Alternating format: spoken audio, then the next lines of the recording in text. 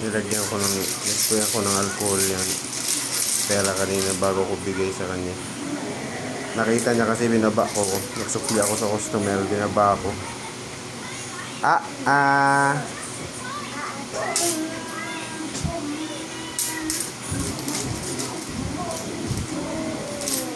Huwag lang talagang isubo.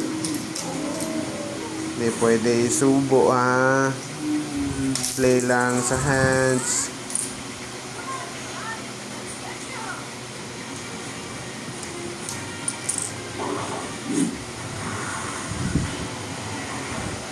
Lalo ka lang dyan, mamaya ka na matulog. Antok ka na.